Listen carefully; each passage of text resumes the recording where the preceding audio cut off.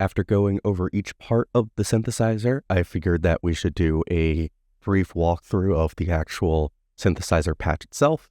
This is going to be a little bit more disorganized and improvised. I'll just go over it as best I can. Quick overview of the parts that we're seeing on screen now. This first bit is where a lot of the MIDI control is happening. This part is labeled ADSR. It is the ADSR. This purple bit is all of the oscillators and the control for them. This mixer will adjust the volumes of each of the oscillators. This is where I have control over the panning, the reverb, and the filters. This is where the matrix control is happening for the effects. Here, where the effects are located. And at the end here is just kind of the final bits before exiting the speaker. So this is where the visuals are held, the fader control, the output to the speakers, as well as the recording setup. This is a small screen to monitor what the visuals are. I'm going to quickly turn it off so it's not getting in the way. So let's go into each of these parts in a little bit more depth. Starting at the MIDI control stuff. This MIDI in is where I'm getting the actual MIDI messages from the Arturia. We'll quickly go into this. The MIDI messages are being fed into this patch, which is kind of processing it a little bit more further. Here we have the specific MIDI controls that I'm looking for, the specific parts of the Arturia keyboard that I want to use. That's not just the keys. This is also where I am doing the vibrato control. I will go into more of that in a little bit and how that works. Here is where all the MC control is happening for the key side of the synthesizer. Here is the note allocator. This is also where the ADSR is held. The numbers here are actually just being fed into the ADSR in this patch, but I thought it's more visually clear to have it out here so I can see what the numbers are in the main window. I will go into the exact controls, like how the signal flows for the ADSR once I get past the oscillator section. Here is where the sequencer side of things are. Here's the actual sequencer live grid object. There are two different envelopes that it chooses between. Currently 70% that is going to choose this one, I believe. And the other 30% when a note gets triggered, do that one. I also have the cue system for the launchpad to trigger each section, which I can probably demo right now. So if I actually turn on the clock, and I'm going to bring out my phone to record here.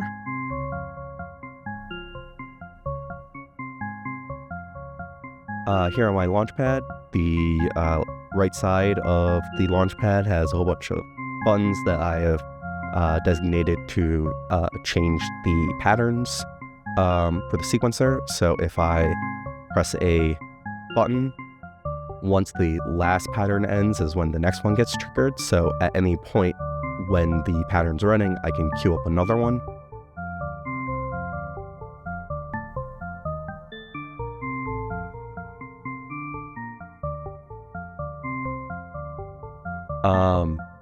And pretty much all that's doing is getting a number from the launchpad side, which I will show you where that comes from in a bit. Once it gets that number, it's just sending the number to the preset object, and that preset object has the pattern loaded in each one of these presets.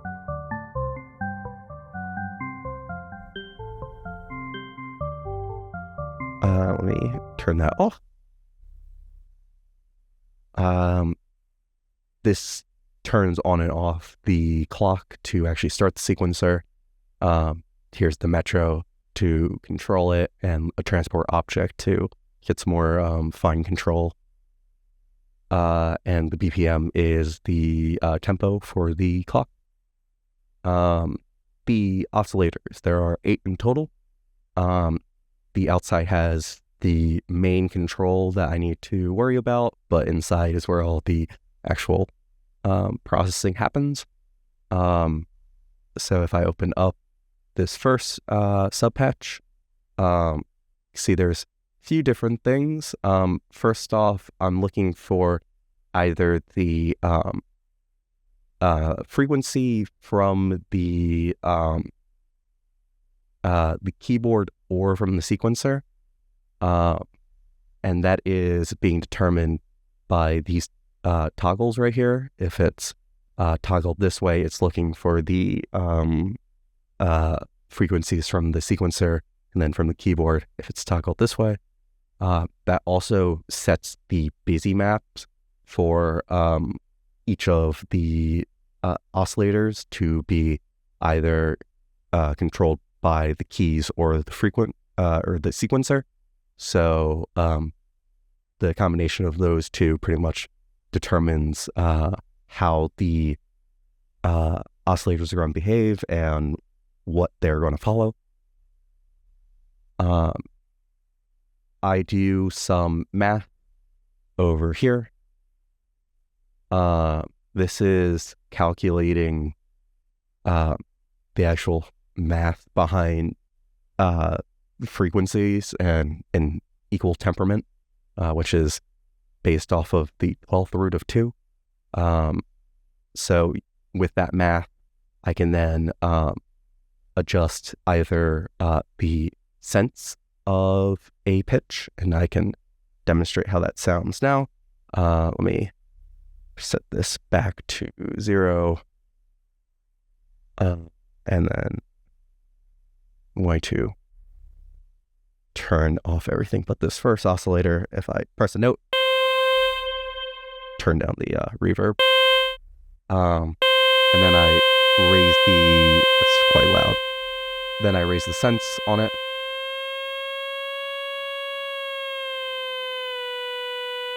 That's pretty much splitting the difference of a semitone into 100 parts. So it goes from negative 99 to 99, because once you get to 100, you're dealing in semitones. So I figured I would just be adjusting the semitone thing at that point. So let me do the same note. If I adjust semi,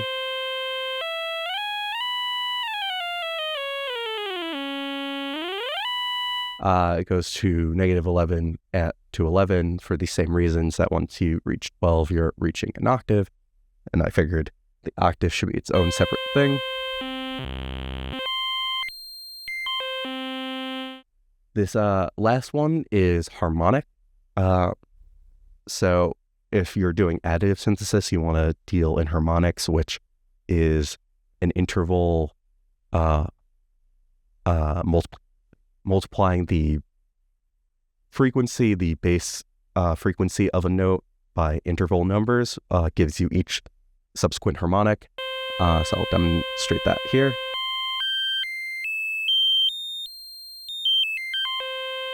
It's something that I didn't really use when I did this. This chooses what type of waveform it's going to be.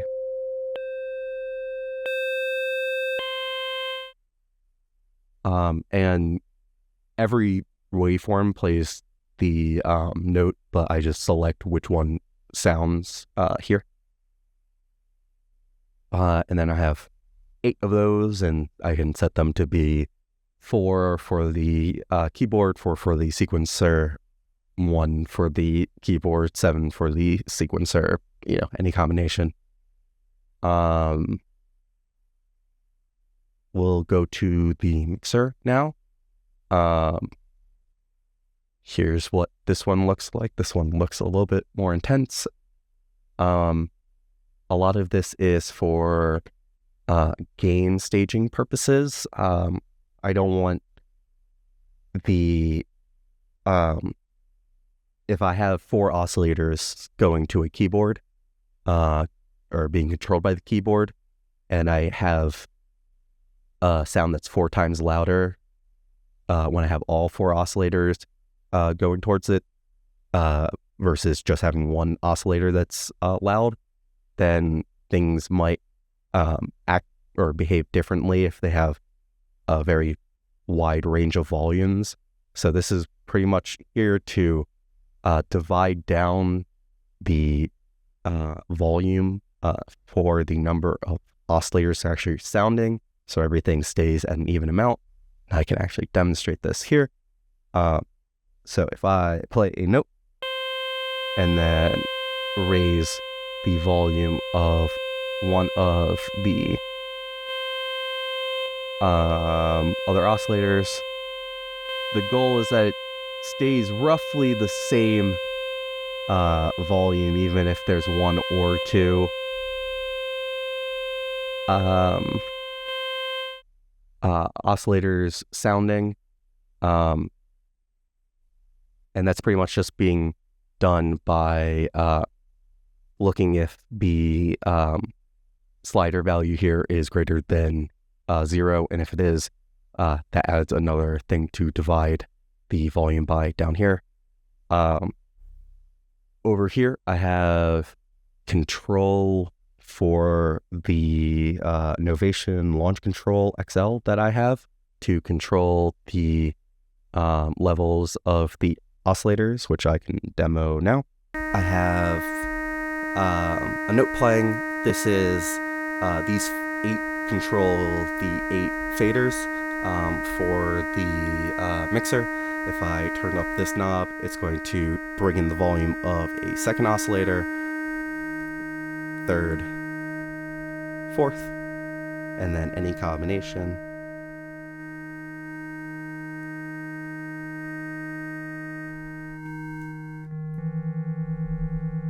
And all down, nothing. And that's how that part works. The output of the mixer goes to the note allocator and voice allocator. The first reason is that the note allocator needs the output for to know which channels are busy. And the second reason is this is where the ADSR is. So I multiply the output of the ADSR and the output of the mixer. That actually makes the ADSR function.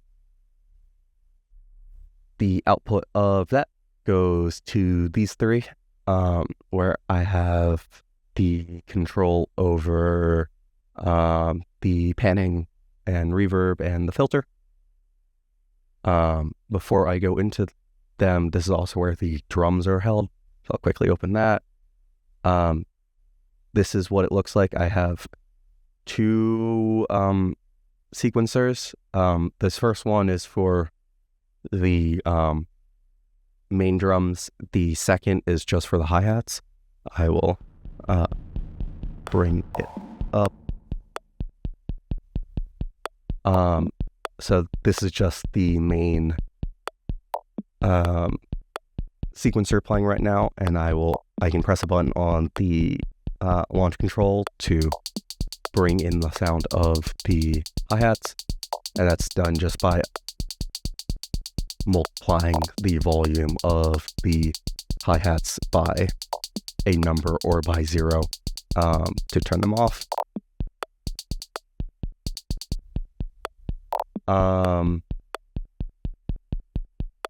Yeah, I had to have 2 separate ones because this one needs to be running twice as fast.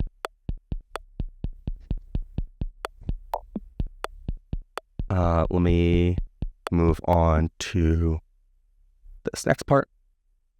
I'll use the sequencer as an example. This MC stereo deals with panning. So if I move the panning knobs over, they're now panned hard left and hard right.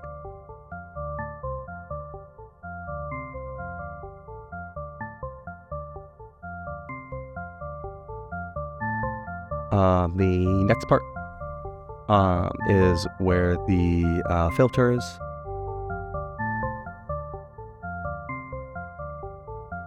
This one is a lot prettier than the keys filter, but let me demonstrate the control I have here with the launch control. So each of these knobs control the keys filter, the sequencer filter, and the drum filter. This first one, or let me do this to make sure that this is the wet dry of the filter. So this is only the sound from the filter. This is half of the sound of the filter, half the sound without the filter on it, and then no filter. This is the cutoff frequency, or center frequency. This is the Q.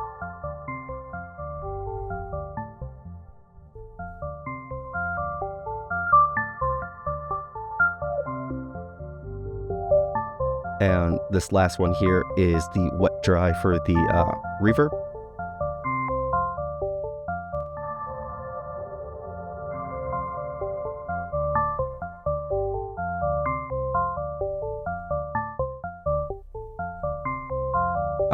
So I'm using a low pass filter to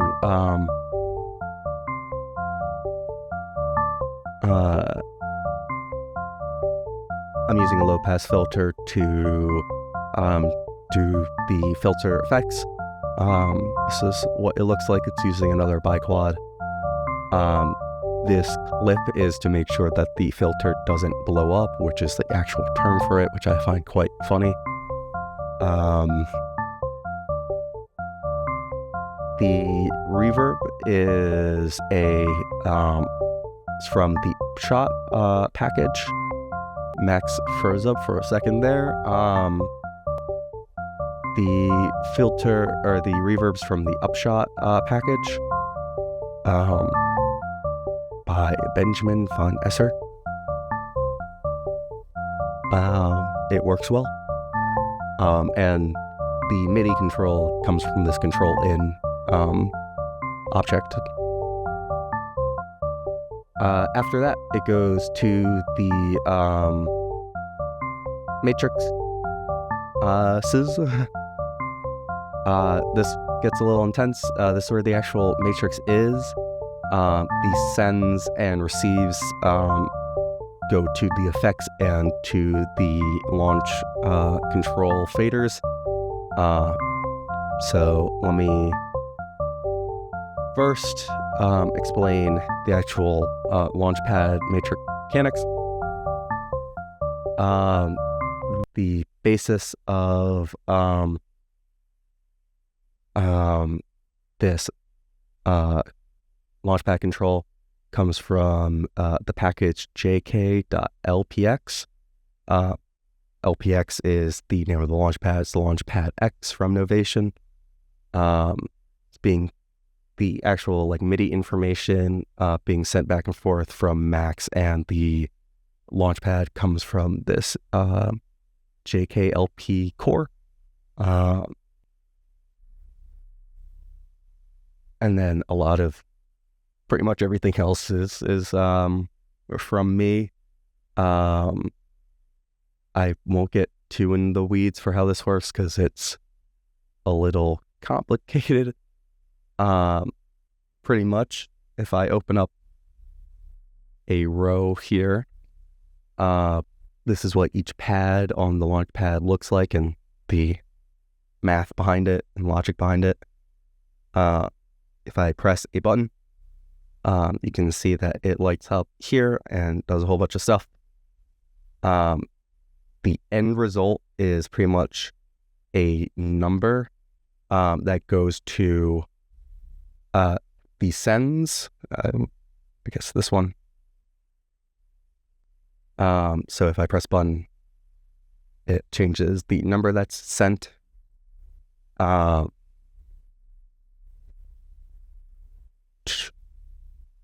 then that number is read by the matrix here, and that's what turns on the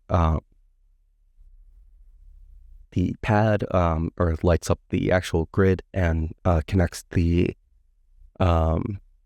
connects the sounds together. So to demonstrate, at my keyboard sound, if I connect this MIDI oscillator, which is the keyboard, to the delay, and if I do it again, it was no longer connected to delay. What that ends up looking like is sending the audio of this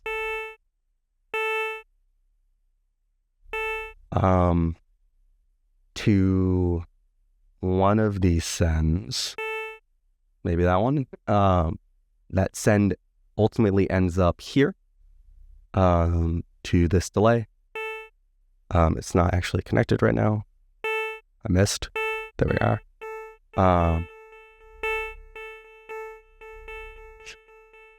That then goes out of one moment, sorry. It goes received here and then sent out from here, which is then ultimately received here. And I will go over that in a second. Is there anything else I am missing? Yes, there is, but let me do this first. There's a lot of unused features here because a lot of the things planned here were done easier when I bought the launch control. Let me describe what is what the numbers for the sequencer I was talking about. The right side of the launchpad goes here, and then it receives this number, and it will be 16. It will end up going to 16, and that's what's actually sent out to the sequencer to then load up preset 16 on the preset object. The other thing to note is that this matrix actually does left and right audio. It sends both. So I had to create this converter, which I did in a very inefficient way, to actually send both a left and right audio the way that I need it to go. What else? After it goes to the effects and goes out, it goes to this launch control, which pretty much takes the output of the keyboard, the sequencer, the drums, delay module, the tape delay module, the reverb, and the freeze module, and it gets set here, the volumes, which are then controlled by the faders on the launch control. So if I just push this fader up, then you can hear the sequencer start. Drums, keys are active. Keys, the main sound for the keys is not active, but it's still going to the delay. So if I were to turn down that, you get no keys, but the delay is still on.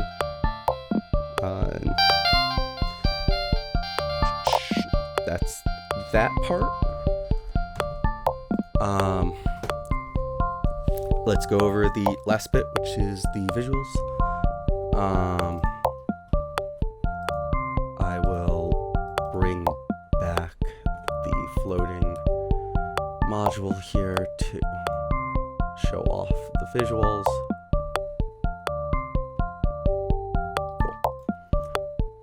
Cool. Let's start with what we're seeing here, which is the osc lines or freak lines.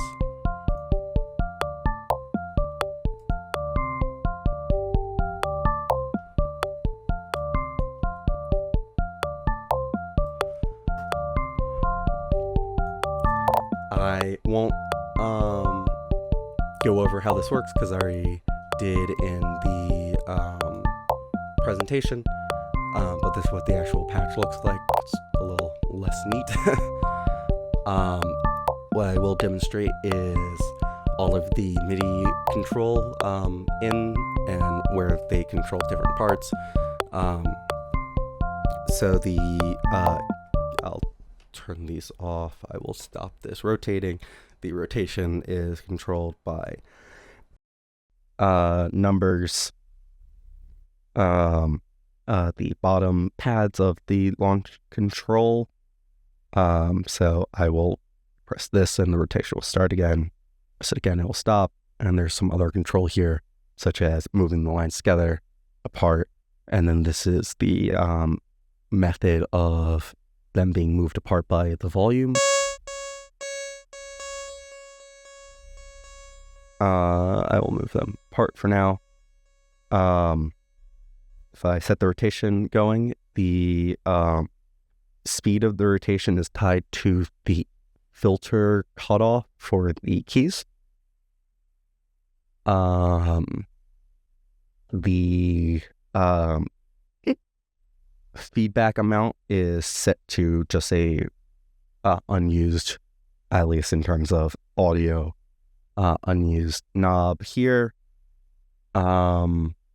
The direction which the stretching happens is the dry wet of the sequencer, of the filter,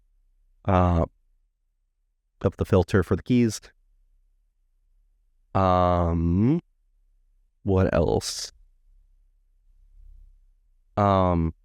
The rotation's also tied to the patterns for the sequencer. So if I trigger a pattern, it'll start the rotation.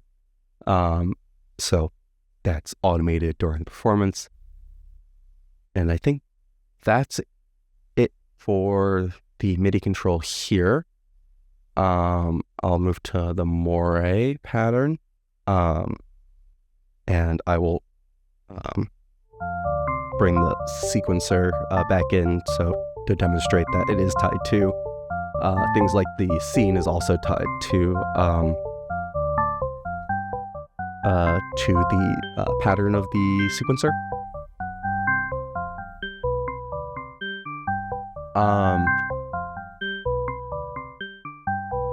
Again, pretty much the same deal that was in the presentation. However, again, there's MIDI control that I can explain now. The reverb dry wet is the size of the dots for the cube. The sequencer dry wet is the dimension of the grid in the background.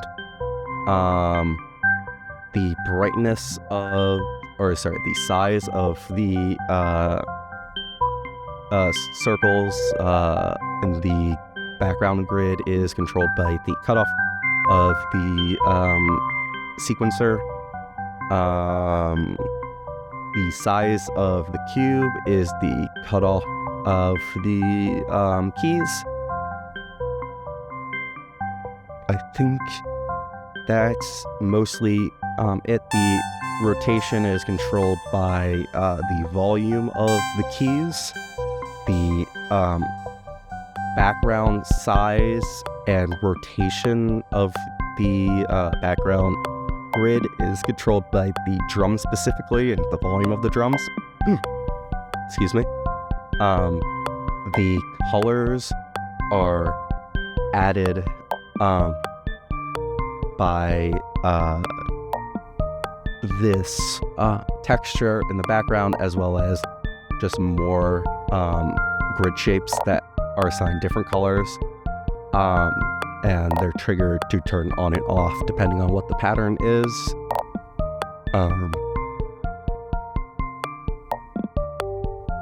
The tempo also controls the rotation of everything. So as I bring the tempo down to stop the song, everything stopped with it. So that's everything here.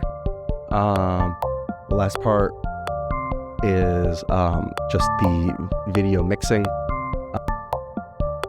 What's shown on screen is controlled by this X fade. So the output video of both scenes are put into this GL pix and is controlled by this X fade object. So if it's 0, it will be this scene, and 1, it will be the other.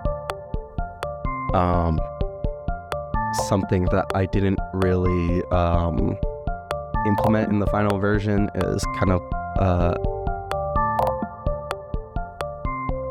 I say it's not connected. This kind of glitch type, like flickering between the two. I just couldn't really make it work how I wanted to in time.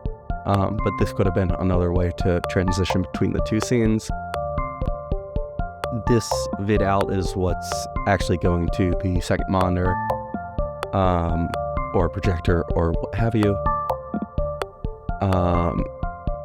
For the sake of the performance, or for recording the performance, this is what recorded the audio, and then I'm recording the video similarly to how I recorded the video similarly to how I'm doing it now, which is just OBS.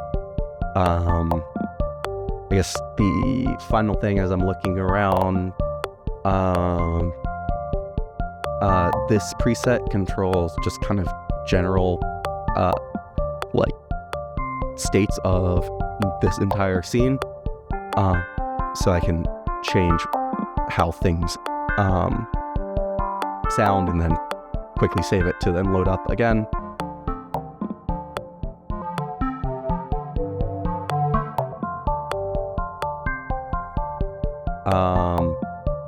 This other matrix I didn't really end up using for the final performance, but it would be a means of connecting different controls, like numbers, to different places and route them similarly to how I can route audio here. So, for example, my keyboard has a mod wheel, so I could send the mod wheel to the sequencer wet dry or vibrato mount, and I realized I didn't actually explain what the vibrato is. I'll do that now. Here I have the ability to change the frequency by sense and semitones. Here in the MIDI keyboard, I am sending a cycle object to some numbers, and then that number is then the sense that is added or subtracted to the final frequency. Let me demo it on the keyboard. I have it set up so the vibrato is off when this is lit up, and then on if this is lit up. Let me turn off the delay. I'll turn up everything else to make this a little bit more obvious. Vibrato off, vibrato on, and this keyboard has a very nifty feature called aftertouch. So there's a MIDI value that's given after you press down the note. That's so you get the velocity MIDI number by pressing down on the note, and then there's a second set of MIDI numbers when you press down harder. And the amount that you press harder is how quickly it vibrates.